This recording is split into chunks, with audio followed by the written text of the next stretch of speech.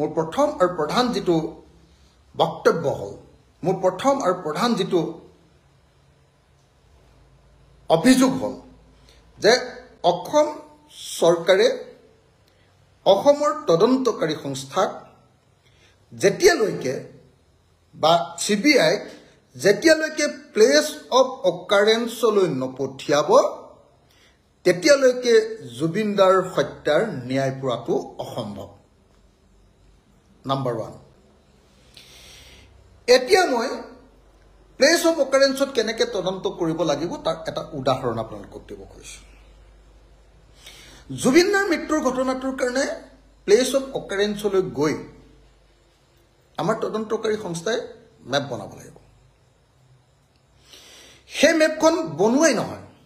তাৰ ড্ৰয়িং কৰাই নহয় কি কৰিব লাগিব তাত যিখন ইয়াত আছিল জাহাজ আছিল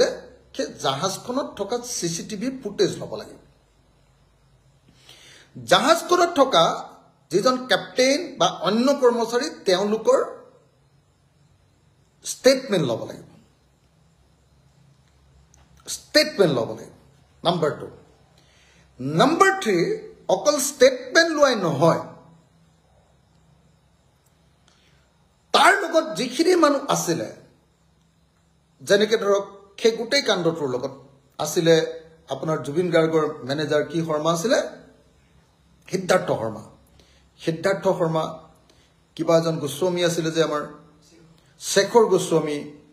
তাৰ পিছত আৰু এগৰাকী মহিলা আছিল গায়িকা ইতিমধ্যে তেওঁ হাজতত গৈছে পুলিচ কাষ্টডিত আছে তেওঁ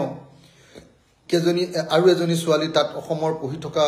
সিংগাপুৰৰ ছোৱালী এজনীৰ নাম কৈ আছে কিবা গোস্বামী বুলি আকৌ এজনী আৰু তাত থকা সিংগাপুৰৰ যিখিনি আমাৰ অসমীয়া প্ৰবাসী অসমীয়া মানুহ তেওঁলোক যিমান কিজন আছে আৰু বোধহয় হেৰি ল'ব লাগিব মানে তাত থকা ঘটনাত থকা যিবিলাক মানুহ মই আকৌ এবাৰ ক'লো ইয়াতখনৰ সিসিটিভি কেমেৰা ফুটেজ হেতু সংগ্ৰহ কৰিব লাগিব ইয়াতখনৰ কেপ্টেইন আৰু কৰ্মচাৰীবিলাকৰ তথ্য সংগ্ৰহ কৰিব লাগিব তাৰ পাছত আমাৰ তাত যিমানখিনি মানুহ গৈছিল তেওঁলোকৰ পৰা ষ্টেটমেন্ট ল'ব লাগিব ইয়াতৰ মানুহবিলাকৰ ষ্টেটমেন্ট ল'ব লাগিব আৰু আটাইতকৈ ইন্টাৰেষ্টিং কথা আপোনালোকে নিশ্চয় এই কথাটো বুজি পায় সকলোৱে জানে চাগে যে যদি কোনোবা সাগৰত এনেকৈ কোনোবাই হাতুৰে এটা স্কুবা ডাইভিং বুলি কয় পানীৰ তললৈ গৈ একদম মাস্ক লৈ অক্সিজেন মাস্ক লৈ তললৈ গুচি যায় হেতুক স্কুবা ডাইভিং বুলি কয় তলত একদম মাছ সিল চুই আহিব পাৰি হেলুই আমি চুই আহোঁ ময়ো নিজেও কৰিছোঁ তেনেকুৱা ধৰণৰ স্কুবা ডাইভিং আৰু দ্বিতীয় যেটো জুবিন দাই যেটো কৰিছিল এটো কয় ফ্ৰী ডাইভিং বুলি কয় এই স্কুবা ডাইভিং আৰু ফ্ৰী ডাইভিং কৰিবৰ কাৰণে এখন ফৰ্ম ফিল আপ কৰিব লাগে সেই ফৰ্মখন ফিল আপ কৰিবৰ কাৰণে মোৰ বুধেৰে জুবিন দাই ফ্ৰী ডাইভিং কৰিবৰ কাৰণে সেই ফৰ্মখন ফিল আপ নকৰাকে তেওঁ ফ্ৰী ডাইভিং কৰিছে কাৰণ ফৰ্মখন ফিল আপ কৰিলে তাত লিখা থাকে যে যদিহে আপোনাৰ এপিলেপসি আছে তেতিয়াহ'লে আপুনি ডাক্তৰৰ পৰা সাৰ্টিফিকেট আনিব লাগে আৰু হেতু কোনো ডাক্তৰে এপিলেপসি থাকিলে পানী সাঁতুৰিবলৈ কেতিয়াও সাৰ্টিফিকেট নিদিয়ে দ্বিতীয়তে যদিহে আপোনাৰ সিজাৰ হৈছে তেতিয়াহ'লে ডাক্তৰৰ পৰা সাৰ্টিফিকেট আনিব লাগে পৃথিৱীৰ কোনো ডাক্তৰে সিজাৰ হোৱা মানুহটোক সাঁতুৰিবলৈ সাৰ্টিফিকেট নিদিয়ে তেওঁ নিজে জেললৈ যাব আৰু ছিংগাপুৰটো চাগে নিদিবই গতিকে এই ফৰ্মখন ফিল আপ নকৰাকে তেওঁলোকে সাঁতুৰিছে এটো কোনে কৰালে জুবিন গাৰ্গটো ছিংগাপুৰত তেনেকুৱা চিনাকি মানুহ নহয় জুবিন গাৰ্গক অচিনাকি মানুহ এটা ডেফিনেটলি এটো নিদিয়ে হেতু কাম কৰাবলৈ হলে কি কৰিব লাগিব তাত কোনোবাই ইনফ্লুয়েন্স কৰিব লাগিব ইয়াতৰ মানুহৰ লগত চিনাকি বা সেই তাৰ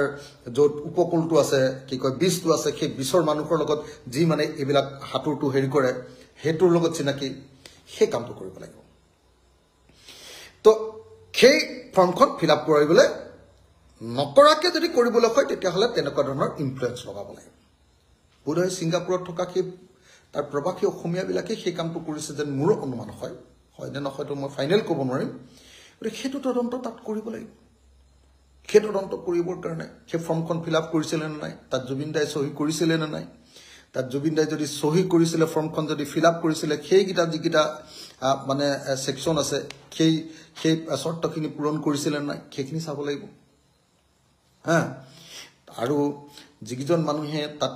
আমি দেখিছো যে যিকেইজন মানুহে তেওঁৰ লগত গৈছে ফৰ্মখন ফিল আপ কৰোঁতে যিকোনো এজন মানুহে জানে যে সেইখন ফৰ্ম ফিল আপ কৰাৰ লগে লগে সেইখিনি হেৰি হ'ব মানে তেওঁ এপিলেপসি আছিলে তেওঁ হেৰি হৈছিলে সেই গোটেই কথাবিলাক যে ওলাই পৰিব ওলাই পৰাৰ লগে লগে তেওঁক কোনো পধ্যে হাতুৰিবলৈ নিদিয়ে গতিকে এইটো যি মেনেজ কৰি গৈছে তেওঁ হত্যাৰ কাৰণে বা মৃত্যুৰ কাৰণে তেওঁক ঠেলি দিছে তাৰ পাছত ঠেলি দিছে কোনে বাৰম্বাৰ চিঞৰি আছে জুবিন দা জপিয়াই দিয়ক আহক আমি ইটো পাৰলৈ যাওঁ আমুক ফুৰিবলৈ যাওঁ আমুক তেওঁক মানে ইনচিষ্ট কৰি আছে তেওঁক জপিয়াবৰ কাৰণে মৰিবৰ কাৰণে তেওঁক মানে তেওঁৰ মৃত্যুৰ পিনে আগবঢ়াই দিছে চিঞৰ বাখৰ কৰি হুলস্থল কৰি আহক আহক আমি টিভিত যিবিলাক দেখি আছো সেইটো তাৰপিছত আমি দেখিবলৈ পাইছো যে তেওঁ মানে মানে মোটামুটি আৰু মানে কি আৰু একেবাৰে প্ৰথমবাৰে এনেকে ঢেলপুঙা দি গৈছিলে তাৰ পাছত আকৌ কি কৰিছে তেওঁ হেৰি নোহোৱাকে আপোনাৰ কি কয় লাইফ জেকেট নোহোৱাকে সাগৰত নামিলে লাইফ জেকেট লৈ যায় নামিব লাগে লাইফ জেকেট নোহোৱাকে তাত নামিবলৈ দি দিছে এই যে কাৰবাৰটো কৰিছে তাৰ কাৰণে সব জগৰীয়া হ'ব ইয়াতখনত থকা মানুহ কেপ্টেইন তাৰ লগৰীয়াখিনি এইবিলাক সব জগৰীয়া হয় কেনেকৈ পাৰিব সাগৰত তেনেকৈতো জপিয়াব নোৱাৰে কোনো পধ্যে নোৱাৰে ফ্ৰী ডাইভ বুলি কয় এইটো ফ্ৰী ডাইভিং বুলি কয় ফ্ৰী ডাইভিং কৰিবলৈ হ'লে এইটো পিন্ধিবই লাগিব কিন্তু নিপিন্ধাকে তেওঁ জাপ মাৰি দিছে এই যে জাপ মাৰি দিছে সেই জাপ মাৰি দিয়া কথাটোৰ কাৰণে ডেফিনেটলি তেওঁলোক জগৰীয়া হ'ব গতিকে যদি কোনো পৰিকল্পিত হত্যাকাণ্ড নহয় তেওঁক মৃত্যুৰ কাৰণে ঠেলি দিয়াৰ কাৰণে এই মানুহবিলাক জগৰীয়া হ'ব আৰু এই জগৰটোৰ কাৰণে তেওঁলোকে লাইফ জেইল বা যাৱজ্জীৱন কাৰাদণ্ডৰ সন্মুখীন হ'ব কিন্তু কোনো পধ্যে এই তদন্তত অসম চৰকাৰ হিমন্ত বিশ্ব শৰ্মাই যিটো তদন্ত চলাই আছে এই তদন্তত কোনো যাৱজ্জীৱন কাৰাদণ্ড নহয় এই তদন্তত দুখ প্ৰমাণেই কৰিব নোৱাৰে মই আপোনাক এইটোৱে ক'লো কাৰণ প্লেচ অফ অকাৰেন্সত নোযোৱাকে য'ত ঘটনা ঘটিছে যোনে আপোনাৰ জাহাজখন চলাইছে যি এই গোটেই বস্তুটোক ফেচিলিটেট কৰিছে যি লৈ গৈছে যি উৎসাহিত কৰিছে যি ঠেলি দিছে যি খালী গাড়ীৰে জাপিয়াবলৈ দিছে তেওঁলোকৰ ওপৰত যদি প্লেচত গৈ যদি কোনোবাই তদন্ত নকৰে তথ্য পাতিখিনি নলয় তেতিয়াহ'লে কেনেকৈ হ'ব এইটো কেতিয়াও এই কেছৰ কেতিয়াও ফাইনেল চাৰ্জশ্বিটত গৈ এই কথাবিলাকে চাৰ্জশ্বিটত সোমাওক বা নোসোমাওক নোসোমালেও আল্টিমেটলি কোৰ্টত এইবোৰ কেতিয়াও টিকিব নোৱাৰে তাৰ পাছত যদি জুবিন দাক যদি সঁচাকৈ আগদিনা মদ খুৱাই লোৱা হৈছিলে আগদিনা শুবলৈ দিয়া নহৈছিলে পিছদিনা এনেকৈ সাঁতুৰিবলৈ দিয়া হৈছিলে আৰু যদি সেই জুবিন দাক মানে হেৰিয়াত নমাৰ আগতো মদ খুওৱা হৈছিলে সেইকাৰণে মই ভাবোঁ যে এই যে মৃত্যুৰ কাৰণে জগৰীয়া হ'ব তেওঁলোকে লাইফ জেইল বা যাৱজ্জীৱন কাৰাদণ্ডৰ সন্মুখীন হ'ব কিন্তু তদন্ত যদি প্লেচ অফ অকাৰেন্স বা ঘটনা ঘটা ঠাইত গৈ কোনো তদন্ত নকৰে তাৰ মেপ তৈয়াৰ নকৰে তাৰ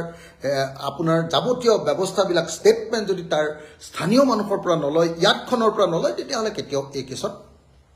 আমি অভিযুক্তক ফচাব নোৱাৰোঁ অভিযুক্তক আমি শাস্তিৰ সন্মুখীন কৰাব নোৱাৰোঁ এতিয়া অসমৰ মুখ্যমন্ত্ৰীয়ে মই কোৱা শুনিছোঁ যে নহয় বিদেশত গৈতো বিদেশত কিবা এটা ঘটনা ঘটিছে তাততো কোনো আমাৰ মানুহে গৈ তদন্ত কৰিব নোৱাৰে মই নাজানো বাৰু লিগেল কথাটো মই নাজানো লিগেল কথাটো ভালকৈ নাজানো কিন্তু মই এটা কথা জানো নিশ্চিতভাৱে এইটো কৰিব পাৰিব বুলি মই ভাবোঁ যে যদি তাত গৈ এজন মানুহৰ মৃত্যু ঘটিছে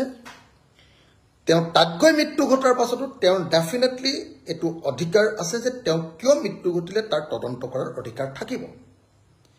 কেৱল নিজে তদন্ত নকৰিব পাৰে কিন্তু তাত গৈ তাৰ পুলিচৰ তাৰ তদন্তকাৰী সংস্থাৰ সহযোগত সেই কামটো কৰিব লাগে অসমৰ মুখ্যমন্ত্ৰীয়ে কৈ আছে যে নহয় তেওঁলোকে কিবা ষ্টেটমেণ্ট পঠিয়াই দিব ইয়ালৈ তেওঁলোকে চিচিটিভি কেমেৰা পঠিয়াই দিব এটা কথা মই আপোনালোকক কওঁ যে CCTV কেমেৰাটো পঠিয়াই দিলে ফুটেজটো পঠিয়াই দিলে নহ'ব তাক চাৰ্টিফাইড কৰি আনিব লাগিব কি কয় এইটো বহুত চিষ্টেম আছে তাক আকৌ হেৰিয়ালে পঠিয়াব লাগিব চাৰ্টিফাইড কৰাব লাগিব গোটেই চিষ্টেম আছে এইবিলাক বস্তু এতিয়া সেইকাৰণে মই ভাবোঁ যে প্ৰথম কথা তদন্তকাৰী সংস্থা ডাইৰেক্টলি ছিংগাপুৰ যাবই লাগিব ছিংগাপুৰৰ ঘটনাস্থলীলৈ যাবই লাগিব ঘটনাস্থলীলৈ গৈ তেওঁলোকক মেপ টেপ কৰাত নিশ্চয় পৃথিৱীৰ কোনো বাধা নিদিয়ে নিশ্চয় মই ভাবোঁ কিন্তু তাৰ লগত তদন্তকাৰী যিখিনি মানুহৰ ষ্টেটমেণ্ট তাৰ ছিংগাপুৰৰ মানুহৰ ষ্টেটমেণ্ট ল'ব লাগিব মই অসমীয়া প্ৰবাসীখিনিৰ কথা কোৱা নাই ছিংগাপুৰৰ মানুহৰ যিটো ষ্টেটমেণ্ট ল'ব লাগিব সেই ষ্টেটমেণ্টটো লওঁতে হয়তো তেওঁলোকৰ পুলিচে লৈ দিব আমাৰ কুৱেশ্যনখিনি সুধি দিলে তেওঁলোকে কুৱেশ্যনখিনি দি দিলে তেওঁলোকে প্ৰশ্নখিনি সুধি ৰিপ্লাইটো দি দিলে তাৰ তলত চহী তেওঁ কৰি দিলে এইটো হ'ব পাৰে আৰু তাক তেওঁলোকৰ তাৰ কি ক'ব তাৰ গভৰ্ণমেণ্টে হয়তো সেইটো চাৰ্টিফাইড কৰি দিলে যে এইটো হয় গতিকে মই ভাবোঁ যে এই কামটো নকৰাকৈ অসমৰ মুখ্যমন্ত্ৰীয়ে এতিয়া কৈ আছে যে নাই আমি জুবিন গাৰ্গক ন্যায় দি দিলোঁ নাম্বাৰ 1 নাম্বাৰ 2 তেওঁ কৈ আছে যে নাই আমাৰ পুলিচে গৈ তাত তদন্ত কৰিব নোৱাৰে এক্টিয়াৰ নাই বুলি কৈ আছে এক্টিয়াৰ নাই যদি তদন্ত কৰাৰ এক্টিয়াৰ নাই তেতিয়াহ'লে তদন্তৰ ফলাফলো নাই যদি তদন্ত কৰাৰ এক্টিয়াৰেই নাই তেতিয়াহ'লেতো তাৰ সেই তদন্তৰ ফলাফল কি আহিব কওক তাৰমানে এই ঘটনাৰ পৰা আমি অনুমান কৰিব পাৰোঁ যে অসমৰ মুখ্যমন্ত্ৰীয়ে যিটো কৰিছে কেৱল ৰাজনীতিটো কি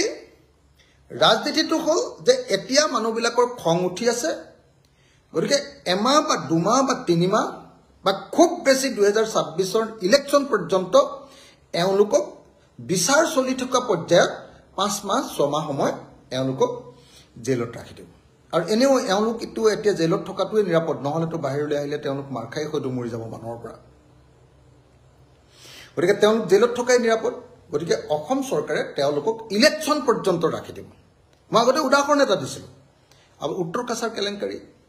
তাৰ পাছত আপোনাৰ APSC কেলেংকাৰী আপোনালোকে দেখিছেনে APSC কেলেংকাৰী সব মানুহবিলাকে আকৌ চাকৰি পাব লাগে বুলি হাইকোৰ্টে অৰ্ডাৰ দি দিলে কেলে দি দিলে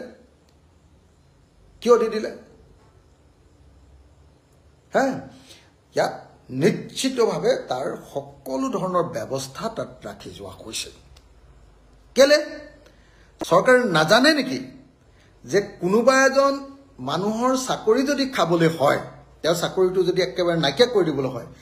তাৰ আগত তেওঁ কিয় চাকৰি নাইকিয়া কৰা নহ'ব তাৰ জাননী দিব লাগে চৌকজ নটিচ দিব লাগে বুলি নাজানে নেকি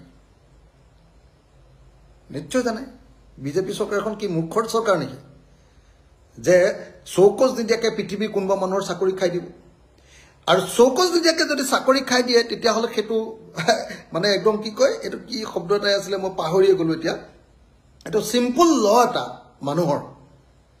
যে চিম্পল ল এটা যে ভাৰতীয় এজন মানুহক ভাৰতৰ সংবিধানে সেইটো অধিকাৰ প্ৰদান কৰিছে যে আপুনি দোষী সাব্যস্ত হোৱাৰ আগতে আপুনি আপোনাৰ কথাবিলাক ক'বলৈ সুবিধা পাব আপোনাৰ চাকৰিটো খোৱাৰ আগতে আপোনাক চৌকজ নটিচ দিবই লাগিব যদি চৌকজ নটিচ নিদিয়াকৈ চাকৰিটো খাইছে তেতিয়াহ'লে আকৌ আপুনি চাকৰিটো ঘূৰাই পাবই পৃথিৱীৰ যি কেলেংকাৰী হ'লেও আপুনি ঘূৰাই পাব এইটো কি হিমন্ত বিশ্ব শৰ্মাই নাজানে সৰ্বানন্দ সোণোৱালে নাজানে তদন্তকাৰী আয়োগটোৱে নাজানে আয়োজনে নাজানে তদন্তকাৰী আয়োগৰ লগত আকৌ অসমৰ বাঘা বাঘা যিবিলাক উকিল আছে কি কয় এডভোকেট জেনেৰেলকে ধৰি তেওঁলোকে নাজানে যে চাকৰিটো যদি APSCৰ কেলেংকাৰীৰ মানুহবিলাকক চাকৰিটো খাব লাগে তেতিয়াহ'লে তেওঁলোকৰ জাননী দিব লাগে এইটো নাজানে নেকি জানে কিন্তু এইটো আখুৱা বা সুৰুঙা এইটো ৰাখি থৈ আহিছে কেলে ৰাখি থৈ আহিছে কাৰণ এইবিলাক মানুহৰ লগত আমাৰ মুখ্যমন্ত্ৰীৰ এই APSC কেলেংকাৰীটোতো সাংঘাতিক ধৰণৰ কথা ওলাইছিলে আপোনালোকে জানে সম্পৰ্ক আছে বিজেপিৰ সম্পৰ্ক আছে যিটো কাৰণত তেওঁলোকক আকৌ চাকৰিটো ঘূৰাই দিলে উত্তৰ কাছাৰ কেলেংকাৰীৰ আপোনাৰ RS খানৰ নামটো চবেই সুধিছিলে আপোনালোকে এতিয়া RS খান ক'ত আছে RS খানে ইলেকশ্যন খেলিবৰ কাৰণে চেষ্টা কৰি আছে RS খানে এতিয়াও ঠিকা কৰি আছে বেলেগৰ নামত খবৰ লওক আপোনালোকে বিজেপি চৰকাৰ RS খান খবৰ লওকচোন বেলেগৰ নামত ভায়েক নে বোৱাৰীক নে কাৰোবাৰ নামত তেওঁ ঠিকা কৰি আছে নে নাই খবৰ লওক মোৰ আছে কিবা কাগজ পত্ৰখিনি মই এটা মনত নাই এতিয়া চাই থাকিবলৈ মনত নাই এতিয়া মন যোৱা নাই মই বাহিৰত আছোঁ গতিকে এই মুহূৰ্তত মই আপোনালোকক সেইকাৰণে এটা কথা ক'ব খুজিছোঁ যে জুবিনদাৰ বৌয়ে সঠিকভাৱে কৈছে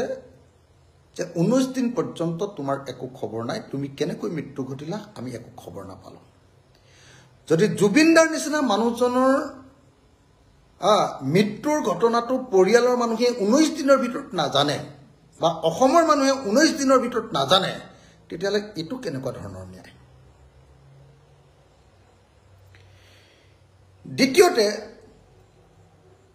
দ্বিতীয়তে আপোনালোকে কওক যে অসমৰ মুখ্যমন্ত্ৰীয়ে যেতিয়া কৈ দিলে যে আমি ন্যায় দিলোৱে আমিতো সবকে গ্ৰেপ্তাৰ কৰিলোঁ গতিকে মোক ধন্যবাদ দিব লাগে 10% কি কয় জুবিনৰ অনুৰাগী মোৰে অনুৰাগী হৈ গ'ল এতিয়া এনেকৈ বুলি ক'লে তাৰমানে অসমৰ মুখ্যমন্ত্ৰীয়ে কেছটো এতিয়ালৈকে চিৰিয়াছলি লোৱা নাই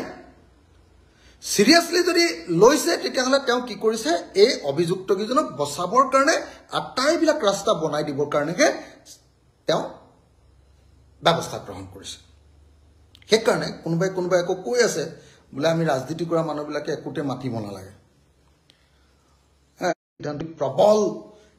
ৰাজনীতি কৰা মানুহকেইটাৰ ওপৰত যদি প্ৰবল হেঁচা প্ৰয়োগ নকৰে ঠিক আছে মই জানিবা ৰাজনীতি কৰোঁ কাৰণে মই হেঁচা প্ৰয়োগ নকৰিলোঁ হিমন্ত বিশ্ব শৰ্মা আন কোনে কৰিব যোনে মাত পাতিছে সবকে জেলত ভৰাই দিছে ওলাব নেকি এতিয়া আপোনালোকে বহুতকৈ কৈ আছে কাৰণেহে আমি এতিয়া জাপ মাৰি দিয়া নাই এই ৰাজনীতি কৰা মানুহবিলাকে মাতিব নালাগে ৱা ইমান ডাঙৰ এটা ঘটনা এই ঘটনাটোত আকৌ সব মানুহে মাতিব ইয়াতে